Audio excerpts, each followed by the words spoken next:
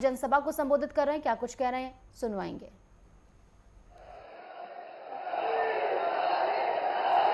भारत के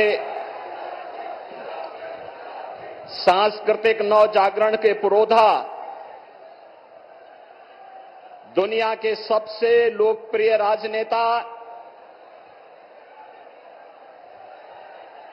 गरीबों के मसीहा, भारत के यशस्वी प्रधानमंत्री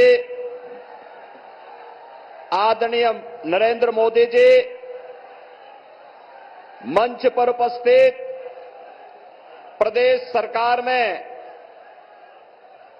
मंत्रिमंडल के मेरे वरिष्ठ सहयोगी कृषि मंत्री श्री सूर्य प्रताप शाही जी, प्रदेश सरकार में मंत्री श्री दारा सिंह चौहान जी, प्रदेश सरकार के ही मंत्री और सुहेल देव राजभर पार्टी के नेता अध्यक्ष श्री ओम प्रकाश राजभर जी, माननीय सांसद आजमगढ़ और भारतीय जनता पार्टी एनडीए के प्रत्याशी श्री दिनेश लाल यादव निरोवा जी, लालगंज लोकसभा सीट पर भारतीय जनता पार्टी और एनडीए की प्रत्याशी श्रीमती नीलम सोनकर जी,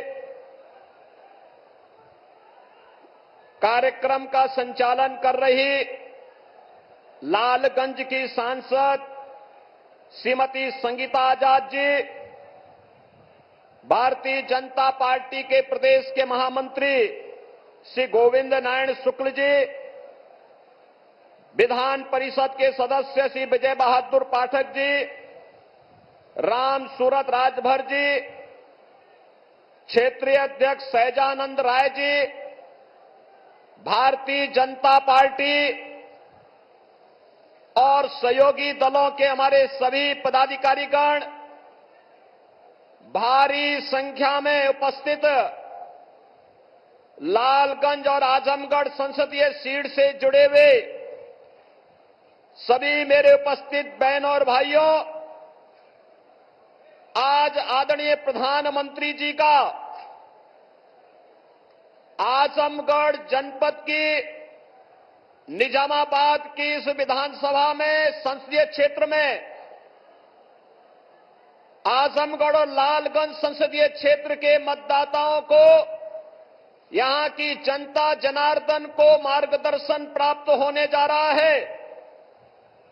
इस अवसर पर नए भारत के शिल्पी, भारत के सांस्कृतिक नवजागरण के पुरोधा, गरीबों के मसीहा, 10 वर्ष के अंदर जिन्होंने भारत के कायाकल्प को करके दुनिया के अंदर सम्मान बढ़ाया है, ऐसे प्रधानमंत्री मोदी जी का मैं आप सबकी ओर से, प्रदेशवासियों की ओर से हृदय से स्वागत करता हूं, अभिनंदन करता हूं। बहनों और भाइयों, ये हम सबका सौभाग्य है, भारतवासियों का सौभाग्य है कि आज दुनिया का सबसे लोकप्रिय राजनेता, जिनके मन में गरीबों के प्रति, नौजवानों के प्रति, अन्नदाता किसानों के प्रति, अपने परंपरागत हस्तशिल्पी और कारीगरों के प्रति, जिनके मन में महिलाओं के उत्थान के प्रति एक पीड़ा है, एक संवेदना है, और जिन्होंने अपना पूरा जीवन मां भारती के चरणों में समर्पित करते हुए उनकी खुशहाली और उनके उत्थान के लिए समर्पित किया है, ऐसे प्रधानमंत्री मोदी जी का आगमन आज आजमगढ़ की धरती पर हुआ है। बहनों और भाइयों, आज से 10 वर्ष पहले का भारत पहचान के संकट से और विश्वास के संकट से जूझ रहा था। सुरक्षा का एक खतरा हर एक व्यक्ति के ऊपर मंडरा रहा था। विकास कार्य कांग्रेस नेतृत्व सरकार के भ्रष्टाचार की भेंट चढ़ चुकी थी और गरीब कल्याण के नाम पर गरीब भूख से मरता था, किसान आत्महत्या करता था, बेटी और व्यापारी सुरक्षित नहीं थी। और आजमगढ़ का तो कहना ही क्या है। कहीं भी देश और दुनिया में आतंकी घटना घटित होती थी, उसके तार इस आजमगढ़ जनपद से जुड़ करके पूरे आजमगढ़ को बदनाम कराया जाता था। बहनों भाइयों, पिछले 10 वर्ष में आपने बदलते हुए भारत को देखा है। एक नया भारत का दर्शन कर रहे हैं। दुनिया के अंदर सम्मान बढ़ा है, सीमाएं सुरक्षित हुई हैं, आतंकवाद और नक्सलवाद पर प्रभावी अंकुश लगा है।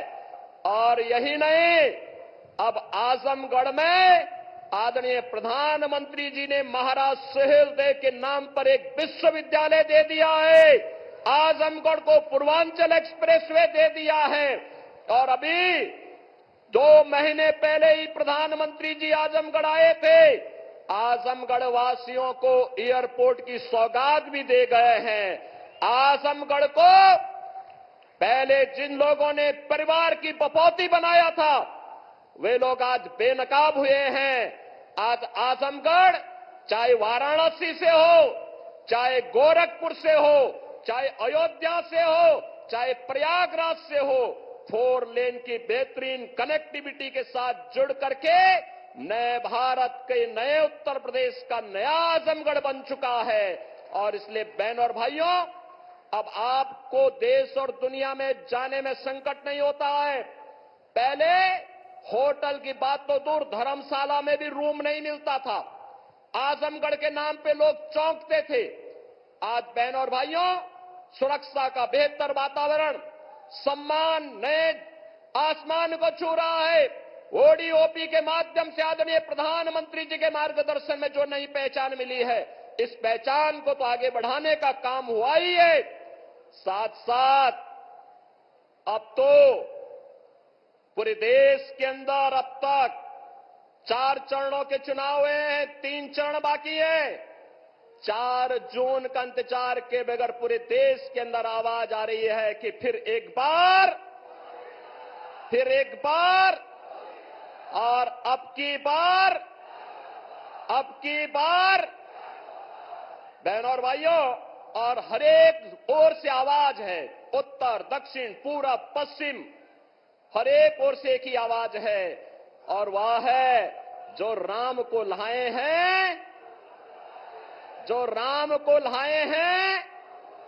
500 वर्षों का इंतजार प्रधानमंत्री जी ने समाप्त करके अयोध्या में रामलला को विराजमान कर दिया है। इस दृष्टि से पूरा भारतवासी अभिभूत है। मोदी जी के तीसरे कार्यकाल का इंतजार कर रहा है। और इस दृष्टि से एक बार जब यहां पर प्रधानमंत्री जी का आगमन हुआ है, बहनों और भाइयों, आजमगढ़ में आपने उपचुनाव में दिनेश लाल यादव निरुआ को चुनाव जिता करके भेजा था। और आज तो लालगंज में श्रीमती संगीता आजाद भी और श्रीमती नीलम सोनकर भी मिलकर के भारतीय जनता पार्टी के कमल को खिलाने के लिए आप सबके सहयोग से आगे बढ़ चुकी हैं। और इन सबको आशीर्वाद देने के लिए और जनता जनार्दन का आशीर्वाद लेने के लिए आदरणीय प्रधानमंत्री जी का आगमन हमारे बीच में हुआ है। मैं इस अवसर पर आप सभी आजमगढ़ वासियों की ओर से एक बार फिर से आदरणीय प्रधानमंत्री जी का हृदय से स्वागत करता हूं, अभिनंदन करता हूं और आप सबका आह्वान करता हूं कि बहनों और भाइयों, हमें भटकना नहीं है, बहकना भी नहीं है। जिन्होंने हमारे लिए किया है, जिन्होंने हमें पहचान दी है, जिन्होंने हमें सुरक्षा दी है, निसंकोच और बेझिझक हमें कमल खिलाने के इस अभियान के साथ जुड़ना है। इस संकल्प के साथ मैं अपनी वाणी को देता हूं विराम। जय जय श्री राम।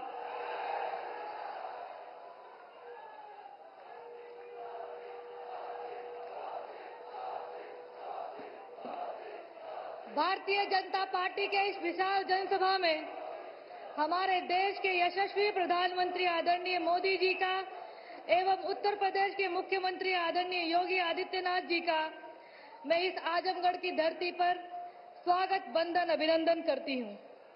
आधुनिक भारत के निर्माता, पूरे विश्व में भारत को विश्व गुरु बनाने का संकल्प जिन्होंने लिया, आजाद भारत में महिलाओं को सम्मान किसी ने दिया तो बाबा साहब डॉक्टर भीमराव अंबेडकर जी ने संविधान में हिंदू कोड बिल के माध्यम से दिया। और उसके बाद अगर किसी ने महिलाओं की सुध ली तो आदरणीय प्रधानमंत्री मोदी जी ने ली। तो लगातार आप देख रहे हैं किस तरीके से सीएम योगी आदित्यनाथ प्रचार प्रसार में जुटे हुए हैं। अब की बार 400 पार के नारे का उद्घोष भी यहां पर सीएम योगी आदित्यनाथ करते नजर आए और इसी के साथ विपक्ष पर भी जमकर निशाना साधा